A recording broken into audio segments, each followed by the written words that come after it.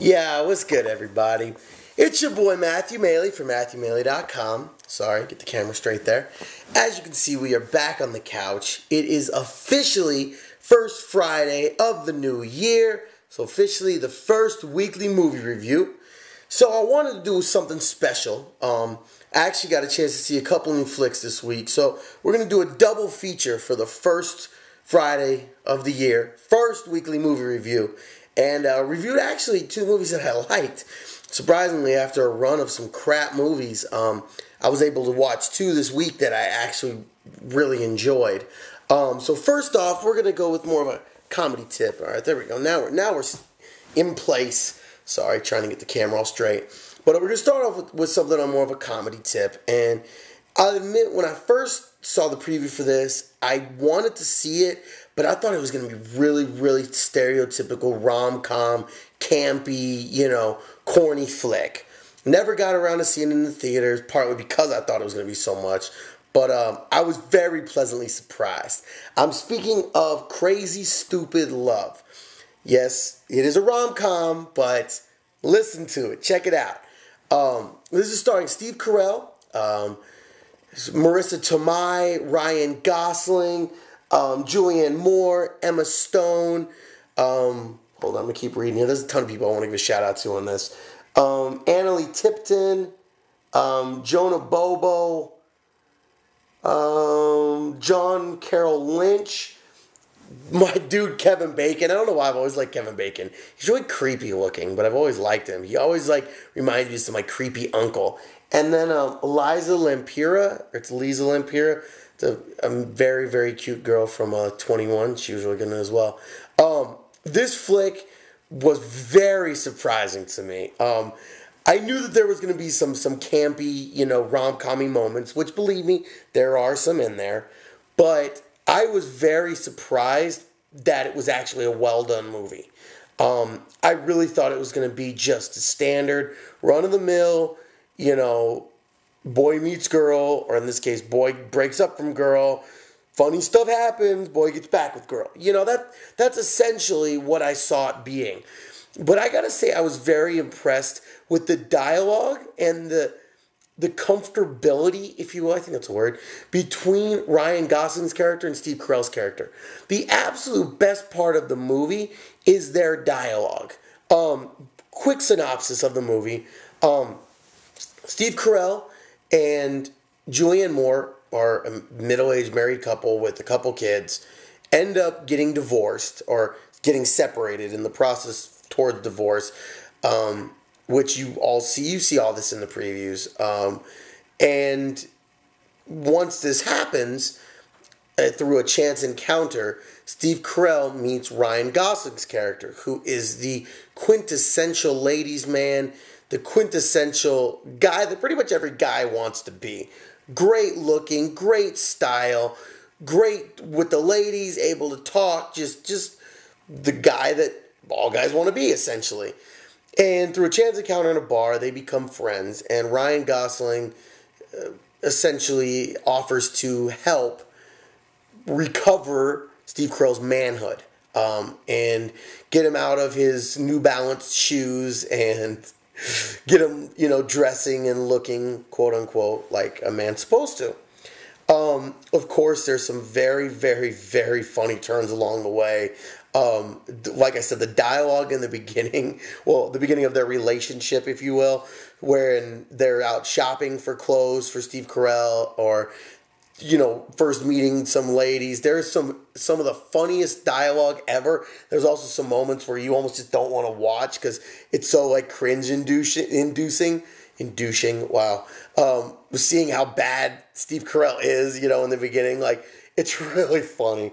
And no matter what, Ryan Gosling is always just the perfectly smooth guy. And it's got some very funny lines. Literally, I wish that there was more of that and less of the soft, mushy, gooey stuff that ends up happening, because it is a rom-com. But one of the subplots within that is Steve Carell and Julianne Moore's son is in love with their babysitter. He's 13, she's 17, and within that, there's another layer to that plot.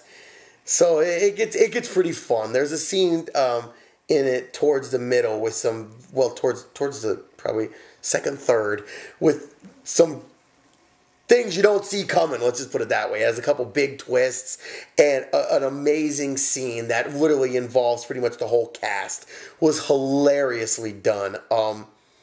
Depressing in a way, but very well done. I don't want to give too much away, so I apologize if some of this is pretty vague, but I really don't want to give anything away because I really did enjoy this movie, which, as you know from my weekly movie reviews, doesn't happen very often. For me to say I'm enjoying something, hold on, the strobe light's about to go off. The battery's getting low, and apparently, maybe this? Nope, still strobe lighting, and off we go. Sorry guys, it's a little dark now. This thing runs through battery so I'm fast. I guess that means I just talk too much. But it really was an enjoyable movie. And if you've been watching my weekly movie reviews, or even check in every so often, even if it's not weekly, you guys know that I don't review a lot of movies that I really like. Now, before you guys leave this video, because it's all rom-com-y, I'm telling you to stick around because the second movie I'm going to review is Warrior, which is pretty awesome. So stick around. Just in case anybody's going to dip because it's all rom-com. You already skip forward on the video. But honestly, I really thought that the levels of subplots and the way that it was filmed was very well done. It was filmed so that a lot of it overlaps, elements where you cut from one scene in a pan to the next character who just so happens to be in the same restaurant or the same mall, which I like when they do things like that. I mean, I know it's a pretty cheap trick that most directors know to use, but I really think that they did it well with this. What I liked is that the film never came across as too serious. It didn't come across as preachy. It didn't come across as full of itself. It just came across as a good time, honestly. And I like that they were able to attack some very intense topics like alcoholism, divorce, underage women, old men, like so many elements, even just to the basic, being or using a woman or being used or using a man in that case for sex, and the whole bar process of, can I buy you a drink? Random bar banter, getting back to the house, how to get him into bed, like that whole process of it. They really go after a lot of different topics, all in the same, through the same mouthpiece, if you will. And I really thought they did a good job with it. I really did. I was impressed. And I know a lot of people aren't going to watch this aren't going to watch the movie. Hopefully you watch the video. But aren't going to watch this movie simply because it does look like this stereotypical rom-com, and there's way too much of Ryan Gosling shirtless. But in all honesty, there's way more to the movie than that. There's a lot of Ryan Gosling shirtless. But at the end of the day, sorry, there's just a scene. Oh my God, there's a scene in a sauna. Anyway, sorry. I feel like a comedian who's like laughing at his own jokes or something. I apologize. It's so unprofessional. But there really is a lot to this movie. A lot more than just a basic, surface rom-com. So I really do recommend it. I will say, after this and after Drive, I almost have forgiven Ryan Gosling. Almost. And if you're asking what I've forgiven him for, did he make a bad movie or something? No, he's just dating Eva Mendes. And she's pretty much the number one on my list. Yeah. So I need to get in shape and be able to compete with Ryan Gosling. But until then, I will say that you're safe as for now, Mr. Gosling, and your performance in this almost makes up for the fact that you stole my wifey. But honestly, I really thought it was well done. I'm giving it a solid 4 stars, and I plan on buying this movie. I put it up there in terms of rom-com level with Love Actually and with About a Boy, which in my opinion are my 2 favorite rom-coms. I also really liked Hitch. I would put this in about the Hitch level. I thought it was very well done. I don't think it was quite as well done as Love Actually. Love Actually, I think, is probably my favorite rom-com. But it was pretty high up there, to be quite honest. So definitely liked it. So definitely go check out Crazy Stupid Love. Again, 4 stars. So now, hold on, let me change pages here so I can go ahead and read you the cast of The Warrior. Now we're on to the second half of this double feature. This movie being Warrior, starring my dude, Tom Hardy. I absolutely love the guy from Inception. He was so awesome in that. Then I saw Bronson, and he was crazy. And I can't wait to see him as Bane in The Dark Knight Rises. I'm so excited. He talks like this through everything. It's really cool. Anyway, starring Tom Hardy, Nick Nolte, Joel Edgerton, who I wasn't really familiar with, Jennifer Morrison, Kevin Dunn, who's pretty well known, plus some cameos by Anthony Rumble Johnson, Nate Marquardt, the Tap Out guys, Scrape and Punk Ass, rest in peace Mask, and an awesome part, in my opinion, by the one and only Kurt Angle. Yes, professional wrestler and actual Olympic medal holder Kurt Angle. So this is a movie, well, let's get into it. The basic synopsis of the movie is you follow the story of 2 brothers. One being Tommy, who's played by Tom Hardy, who is a Marine, a former Marine, who's dealing with some major demons, who comes back to his old hometown in Pennsylvania and gets in contact with his father, who is a recovering alcoholic and overall just really a bastard, just a piece of garbage. Beat his wife, their mother, was a complete drunk. Just the stereotypical bad dad, if you will, played by Nick Nolte, who, wow. I've not been that big of a Nick Nolte fan because he was really popular before I was, old enough to watch most of his movies. So maybe this is how good he's always been, but I am blown away by his performance in this movie. Tom Hardy's character has decided that he wants to take part in this challenge, this MMA Sparta challenge, which, as you guys know, I'm a huge MMA fan. And they are putting together, not the UFC or anything, but there's a company coming out called Sparta. Maybe it was Spartan.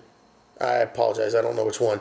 I think it was Sparta, where it is the top 16 middleweights in the world, and it's a single elimination tournament. Old Pride Grand Prix style, baby. Winner take all for $5 million. And Tom Hardy's character has decided that he wants to try and train in that.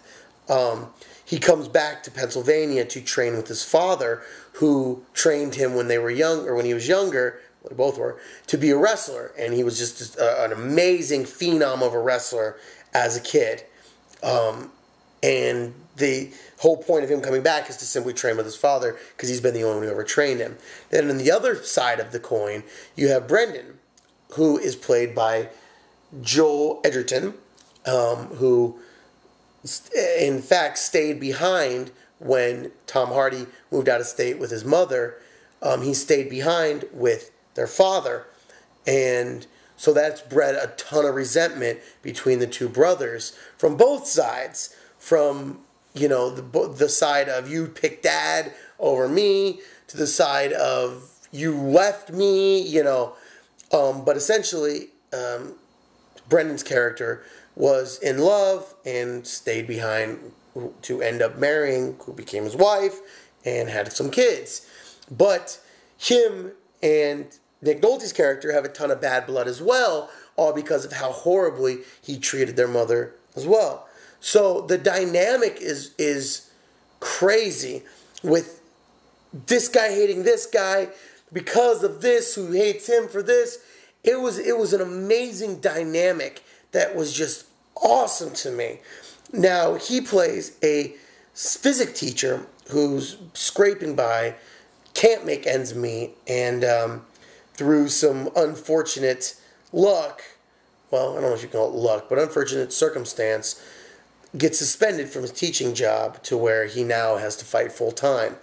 And it's so cool to see how everything falls into place, that each of them ends up in this tournament, how it falls into place that, and as you guys know from the previews, they end up making it to the finals against each other.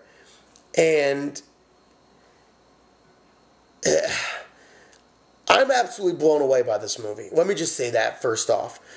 I was watching this movie like I was watching a UFC fight, like I was watching GSP fight, or Vanderlei, or John Jones, my favorite fighters, like I was watching them fight. I was so glued to it because you didn't know which way they were going to go in terms of which brother they would have win, or if they would have one of the brothers win and not just have it be a tie or something. Now, I'm not going to say who wins. Obviously, that's the biggest spoiler alert. But I was watching it. I don't think I blinked for 20 minutes, to be quite honest. It was so amazingly well done.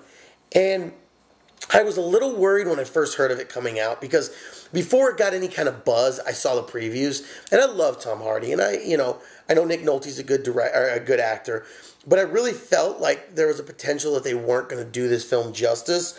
I really was worried that it was going to just be one of those, movies that they just kind of put along the lines of, oh, we're going to have some really corny kung fu and all the action's going to be super contrived and the boxing's going to be crazy looping uppercuts and just you know what I mean. It's like when you see a poker movie like Casino Royale, where all the poker play is totally garbage and by straight is beaten by his flush, is beaten by his full house, is beaten by his four of a kind, is beaten by his royal flush. It's corny. That doesn't happen. Never happens. And that's one of the reasons, I don't put me off topic, why I loved Rounder so much, because it had real poker action.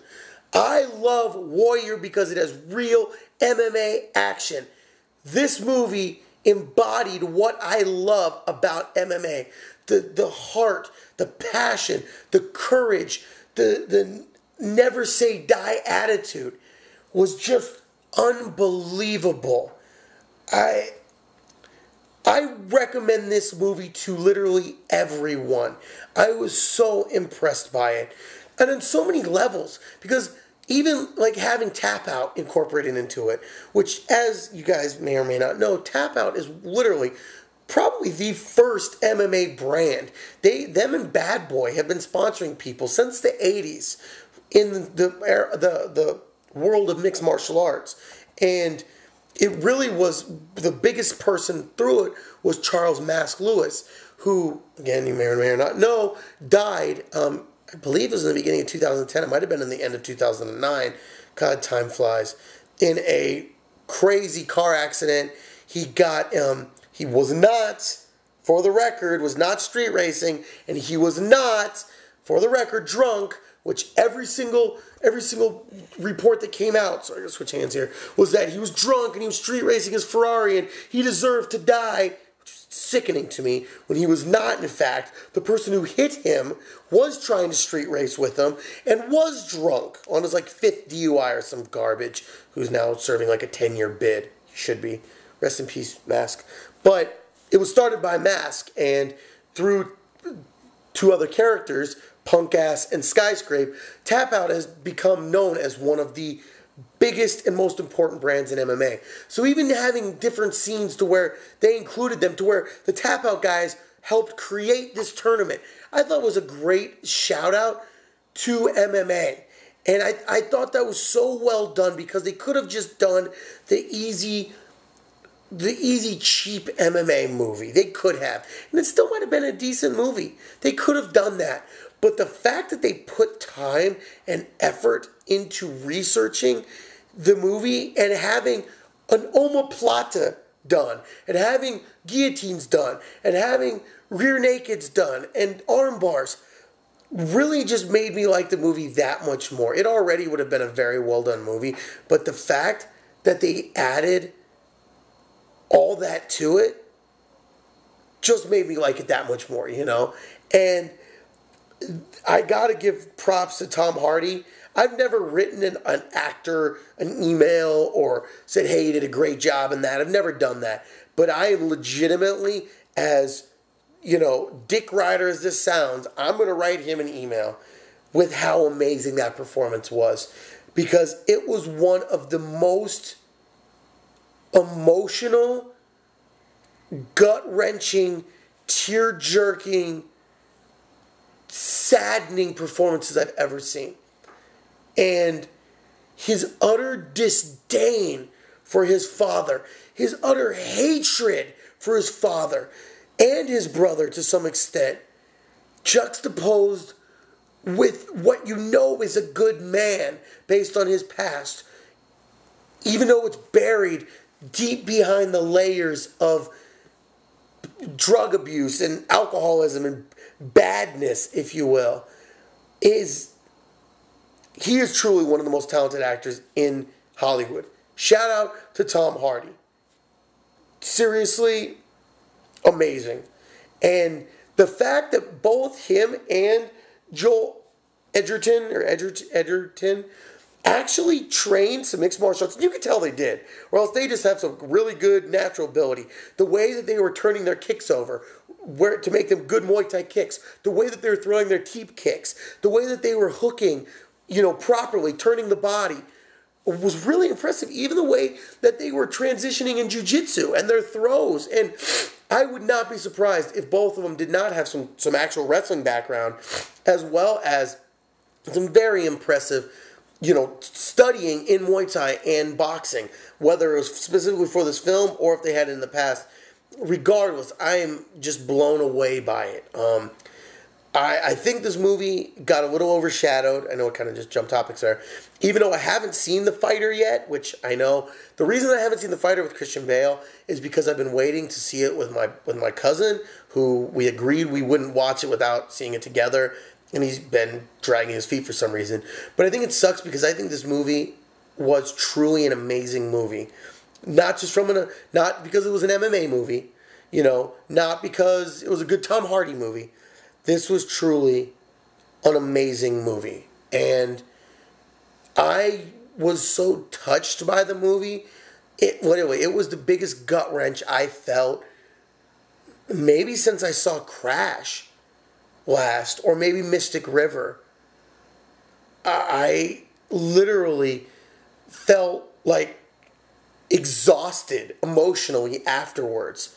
Because when you deal with those type of emotions that you dealt with from Tom Hardy, from Nick Nolte, from Joel Edgerton, for 2 hours of a movie, it gets tough to watch. Seeing that hatred and that animosity and that venom and vitriol being spit to your father, to your brother, it's just crazy. And it was a great movie. I'm sorry, I'm just thinking about. I just finished watching it a couple hours ago, so it's really fresh in my mind. My only complaint with it is the ending. I would have liked them to have gone a little bit longer in depth. They essentially end the movie pretty quickly after the fight ends. Like I said, I'm not going to tell you who won or if they even had a winner, but it's pretty close to after it ends. The movie ends, which I wish they would have gone a little bit more in depth, specifically showing the. Then I guess they didn't need to show what was going to happen with the money, depending on who got it or whatever, or if they split it. But I would have liked to have seen just a little bit more, because the brothers have a big breakthrough between their own relationship towards the end of the movie, and I really wanted to see that progress a little bit more. And maybe it didn't need to be quite honest. Maybe, it got its point across. Maybe it didn't need to, but maybe the inner, happy soul inside of me wanted to see more. I don't know. I know I'm rambling. I apologize, but I really was. Okay, another movie that gut-wrenched me as much as this was when I saw Buried. And you guys know how much I love that movie and how much that gut-wrenched me. This is right there with it. This was, in my opinion, an instant classic. It's a movie. I don't know when I'll watch it again. I definitely will. but it was so grueling, I don't know when I will watch it again. Like Crash. Crash is my favorite movie along with Rounders. I've watched Crash 1.5 times ever. And it's seriously tied for my favorite movie of all time. So this is one of those. I am going to go buy it tomorrow. I'm going to put it in my collection. I'm going to tell everybody I possibly can about it. Another movie that was really gut-wrenching was The Hurt Locker. Sorry. I'm going to tell everybody who watched this movie. I'm going to let everybody borrow it, but I don't know when I'm going to watch it again. I might watch it again just to see Tom Hardy's performance, but wow. It's just wow. And I apologize. I know it sounds like Joel Edgerton didn't do a good job when he was amazing in it as well, especially for somebody I wasn't familiar with. But I really do feel that as good as Nick Nolte was, and as even better as Tom Hardy was, I do feel that his character got a little bit overshadowed. But I think it's also because he had a more complex character, balancing the family life with being a teacher, with wanting to be a fighter, with his disdain for his father, with his want to love his brother, but not knowing why there's so much hatred. There's just so many levels to his character. I almost feel like none of them ever got fully built on, except maybe him, with being a father, or maybe him being a teacher. But I don't feel that they all got to be expanded, unlike Tom Hardy's character, who was just disdain for his father, disdain for his brother, love for his Marine brothers. Let's go fight. And because it wasn't as in-depth, he got to act it so damn well. Oh, I know I'm gushing over performance here, but I'm amazed. I pray that he gets an Academy Award nomination for that, because I'm blown away by it. So at the end of the day, what do I rate it? 4.5 stars. Very close to a 5-star movie to me. There's just a few things I would have liked them to have done a little differently. The ending specifically. Couple other little points I would have liked to have seen expanded on a little bit more. But I give it 4.5 stars. So one last thing I want to touch on before I end this incredibly long video is shout out to Kurt Angle. They had Kurt Angle playing a character in there, played Koba, who was a Russian fighter. Essentially was Fedor. He was essentially Fedor Emelianenko before Fedor ran into Fabricio Verdun, Dan Henderson. Ugh. Before that, when he was undefeated and he was the last emperor and he was this vaunted pride wrecking machine who never fought in America, that's who they made Koba out to be. And he's played by Kurt Angle. And the beautiful thing is Kurt Angle didn't have to say one word the entire movie. Not one word.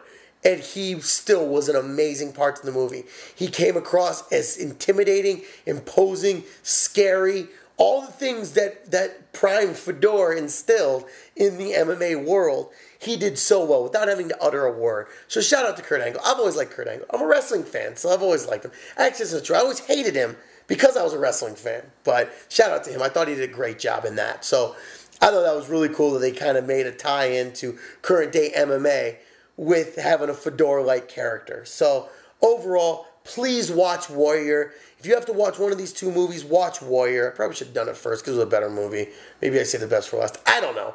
But definitely check it out. I'd say check out Crazy Stupid Love as well. I liked it. But you can't even compare the two movies. That was a fun, good time. Warrior was an emotional gut check. It was riding in a Bugatti Veyron at 250 miles an hour on solid ice on a 2-lane road. By the end of the ride, you've been sweating, crying, probably pissed your pants, but it was incredible. And at some point in life, you want to do it again. So shout out to both movies. Shout out to everybody in them. Hopefully you guys liked this first weekly movie review of 2012. Starting it off right with a double feature of 2 4-star or better movies. So check it out. Let me know what you guys think. Let me know your perspective on both movies. Did you love them? Did you hate them? Did you think my review is right on? Did you think it's right off? Let me know. Am I totally just blinded by Tom Hardy, or was it as good of a performance as I'm saying? Let me know. I always want to hear you guys' feedback, so, that's what I do it for. So hopefully you guys like this review. I know it probably went like 30 minutes, and I apologize for that, but hopefully you guys have watched it, and if not, well, catch me on the next video. So once again, Matthew Maley from MatthewMaley.com. First weekly movie review of 2012. Reviewed Crazy Stupid Love, 4 stars. Reviewed Warrior, 4.5 stars. Both great movies. Both are going to be added to my DVD collection. And both I highly recommend. Warrior even more. So as always, check out the rest of my videos at MatthewMailey.com or over on YouTube. Search for Matthew Mailey Poker. Of course, you can like, comment, subscribe while you're there. I really do appreciate it. Maybe watch it a few times as well. As always, follow your boy on Twitter at Matthew Mailey. And last but not least, like my page on Facebook. Search Matthew Mailey Poker. So until the next video, your boy is out. Hope everybody has a great weekend. And hopefully you guys go check out some of these movies. And watch them. Let me know what you think. So, also, shout out to my homegirl, Carmen. She told me to go check out this movie way back when it was in the theaters. I slept on it. I apologize, Carmen. As always, you were right. Amazing flick of Warrior I'm speaking of. So, shout out to my homegirl. And I'm about to go write you at Carmen right now at 3:42 in the morning. I'm apologizing if I wake you up and telling you how much I love this flick right now. So be warned. So until the next time, your boy's out. Peace out, y'all.